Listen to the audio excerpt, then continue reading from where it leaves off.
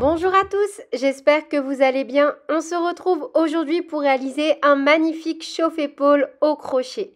C'est un modèle super facile et basique à confectionner. Je l'ai réalisé avec le fil Tweed de chez Loupation et je tiens à tous vous remercier du coup lorsque vous m'aiguillez dans mes choix au niveau de la réalisation de mes ouvrages.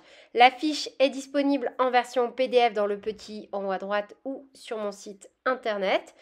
Et j'ai donc utilisé le fil Tweed de chez Loupation, la couleur beige. Vous pouvez le retrouver dans plusieurs teintes sur le site. Vous avez l'embarras du choix.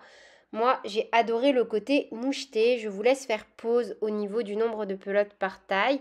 J'ai également utilisé un crochet taille numéro 6 et un crochet taille numéro 4 pour les côtes. N'hésitez pas à me rejoindre sur mes différents réseaux sociaux, Instagram, Facebook, TikTok ou encore sur mon site internet. En fonction de la taille que l'on souhaite réaliser, on va donc venir réaliser une maille chaînette. Donc pour les tailles XS à M, ce sera la taille 1. On va faire 12 mailles en l'air. Pour les tailles L à 3XL, ce sera la taille 2. On va faire 14 mailles en l'air. Et pour les tailles 4XL à 6XL, ce sera la taille 3. On va venir faire 16 mailles en l'air. Une fois qu'on a notre chiffre de mailles en l'air, on vient faire une maille en l'air supplémentaire. On pique dans la deuxième maille à partir du crochet. Et donc pour la taille 1, on fait 12 mailles serrées. La taille 2, 14 mailles serrées et pour la taille 3, on vient réaliser 16 mailles serrées. À partir du rang numéro 2, on va répéter à chaque fois la même chose. Donc on fait une maille en l'air supplémentaire pour lever le rang. On pique dans la deuxième maille à partir du crochet et on vient piquer seulement dans le brin arrière pour venir réaliser le motif en côte et faire donc pour la taille 1, 12 mailles serrées, pour la taille 2, 14 mailles serrées et pour la taille 3, 16 mailles serrées. Et à chaque fois, on fera la même chose. Donc, on ne travaillera que dans le brin arrière et on commencera chaque nouveau rang par une maille en l'air. Donc là, moi, pour ma taille 1, j'ai une largeur de 7 cm et une longueur de 33 cm. Et j'ai aussi fait un total de 54 rangs. Donc, à partir de là, une fois qu'on est sur un nombre pair de rangs, on va pouvoir changer de crochet. Donc, moi, je passe d'un crochet taille numéro 4 à un crochet taille numéro 6. Une maille en l'air et on va venir travailler pour ce premier rang une maille serrée dans chaque rang que l'on a travaillé. Donc par exemple, moi, si j'ai réalisé un total de 54 rangs, je vais faire un total de 54 mailles serrées en piquant à chaque fois dans chaque rang en faisant une maille serrée. Et on peut, si on souhaite, donc venir marquer la première maille pour être sûr de ne pas se tromper. Donc on fait, là à chaque fois qu'on a des bandes, on a 2 rangs. Vous voyez ici, dès qu'on a une côte, on a 2 rangs. Donc on va venir faire dans chaque rang une maille serrée. Et donc moi pour ma taille 1, je termine avec donc 54 mailles serrées. Pour une taille 2, vous devez avoir un total de 56 mailles serrées et pour une taille 3, un total de 58 mailles serrées. Une maille en l'air, on tourne. Donc là, vous voyez, notre point côte va s'élargir au fur et à mesure. En fait, c'est un point très extensible, mais qui a tendance quand même dans le temps à s'élargir. Et c'est pour ça que je vous recommande d'utiliser un crochet de 2 tailles minimum en dessous du crochet que vous allez utiliser pour faire la structure donc, qui va se trouver au milieu. En soi, au milieu, vous pouvez très bien changer le point et faire un peu comme vous voulez. Voilà, c'est à vous de faire en fonction de vos envies. Un jeté, on pique dans la deuxième maille à partir du crochet. Donc, on saute la maille en l'air et on vient réaliser une demi-bride. Moi, je vous recommande de venir à chaque fois marquer la première maille de chaque nouveau rang. Comme ça, vous êtes sûr de ne pas vous tromper. Et on va venir faire, donc en piquant à chaque fois dans les 2 brins, une demi-bride dans chaque maille du rang précédent. C'est un modèle super facile à confectionner. Et donc moi, je termine ma taille 1 avec 54 demi-brides. Une taille 2 avec 56 et une taille 3 avec 58 demi-brides. Donc au fur et à mesure de votre ouvrage, c'est normal, ça va s'élargir sur les côtés car les côtes sont plus serrées. Vraiment, ça se détend. Vous voyez, vous avez juste à chaque fois à rajuster comme ceci. Vous allez voir, et plus vous allez porter votre ouvrage, le laver, les côtes vont totalement se détendre. Et au final, vous allez avoir un rendu nickel chrome. Bon, vous n'avez pas besoin d'attendre de le porter plusieurs fois. Hein. Pour ça, vous faites un blocage une fois et on n'en parle plus. Et même à la fin, vous verrez que l'aspect, de toute façon, ne sera pas le même. Pour ça, je veux juste faire un petit point sur le fait qu'il ne faut pas vous inquiéter si vous avez vraiment cette impression que votre ouvrage va partir comme ça au début. C'est simplement parce qu'on a utilisé un crochet taille numéro 6. Et donc là, à chaque fois, on va faire une maille en l'air, tourner, et on ne va faire que des rangs de demi-bride jusqu'à obtenir le nombre de rangs nécessaires pour la taille que l'on veut réaliser. Donc à chaque fois, on pique dans les deux brins et on fait simplement des demi-brides.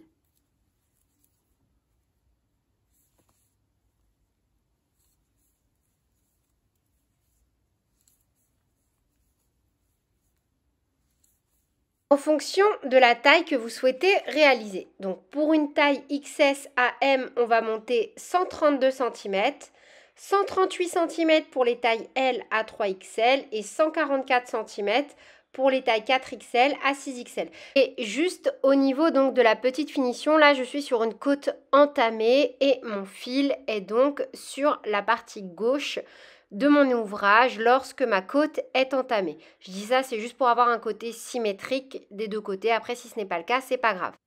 Donc là, j'ai réalisé mon dernier rang de mailles serrées et je vais changer donc mon crochet taille numéro 6 et reprendre mon crochet taille numéro 4. Et la bordure en fait qu'on a fait au tout début, on va venir de nouveau la réaliser sur la fin. Donc pour ça, en fonction de la taille que l'on réalise, de la taille XS à M, on va monter 13 mailles en l'air. L3XL, on va monter 15 mailles en l'air. 4XL, 6XL, on va monter 17 mailles en l'air. Donc là, moi pour ma taille, je vais venir réaliser 13 mailles en l'air directement. Donc là, dans cette configuration-là, après avoir terminé mon rang de mailles serrées, j'ai pris mon crochet taille numéro 4 et je viens faire mes mailles en l'air. 2, 3, 4, 5, 6, 7, 8, 9, 10, 11, 12 et 13. On pique dans la deuxième maille à partir du crochet et on vient réaliser donc pour les tailles XS à M 12 mailles serrées, pour les tailles L à 3XL 14 mailles serrées et pour les tailles 4XL à 6XL 16 mailles serrées. Donc moi je viens faire 12 mailles serrées. 1, 2. Arrivé ici, donc maintenant à chaque fois qu'on sera à cette étape-là, vu qu'on va travailler en bande comme ceci, on viendra unir sur le dernier rang de mailles serrées que l'on a travaillé avec le crochet numéro 6, en piquant toujours dans les deux brins, faire une maille coulée, 2 mailles coulées. Et je vous recommande, si vous débutez le crochet, de venir prendre un petit marqueur et de marquer la maille suivante. Donc là, j'ai fait une maille coulée dans une maille coulée dans une maille. On travaillera toujours qu'une seule maille coulée dans chaque maille. Et juste pour être sûr de savoir où venir réaliser la première des 2 mailles coulées, vous pouvez comme ceci mettre un petit marqueur. Ensuite, on tourne notre ouvrage, on saute les 2 mailles coulées que l'on vient de faire, 1, 2, on pique dans la 3e maille et du début jusqu'à la fin, on ne va travailler que dans le brin arrière. Et donc, on réalise toujours le même nombre de mailles serrées. Donc, pour ma part, 12 mailles serrées. Pour les tailles XS à M, 12 mailles serrées. L3XL, 14 mailles serrées. 4XL, 6XL, 16 mailles serrées. Sans augmentation, sans diminution. Et on va procéder à chaque fois de la même façon. Donc, une fois qu'on est au bout, une maille en l'air, on saute la maille en l'air, on pique seulement dans le brin arrière et on revient faire toujours le même nombre de mailles serrées. Donc, pour ma part, 12. Et 12. Là où on a mis donc notre marqueur, ou dans la maille suivante, on fait une maille coulée, on enlève le marqueur, une deuxième maille coulée, Et si on le souhaite, la troisième maille du bord, on vient la marquer. Comme ça, on est sûr de savoir où piquer. On tourne. On saute les 2 mailles coulées que l'on vient de faire. 1, 2. On pique dans la troisième maille, seulement dans le brin arrière. Et on refait donc le même nombre de mailles serrées. Pour ma part, 12 mailles serrées. Et 12. Et on va donc faire ça jusqu'à avoir travaillé toutes les mailles de notre dernier rang que l'on a travaillé avec le crochet taille numéro 6. Une fois que vous avez été jusqu'au bout de votre rang, on va pouvoir donc stopper notre ouvrage et faire un petit point de couture. Donc on fait une maille en l'air, on coupe et on pourra venir cacher notre fil. Vous voyez, après vous pouvez très bien également réaliser une bordure ici sur les côtés.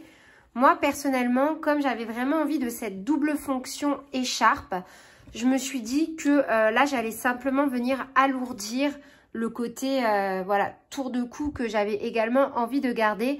Mais pourquoi pas sur un modèle futur avec un nouveau point. N'hésitez pas à me le dire en commentaire. Réaliser quelque chose de vraiment complet, même au niveau des bordures. C'est comme vous voulez. Moi, je suis vraiment ravie à chaque fois de pouvoir réaliser des petites créations qui vous font plaisir.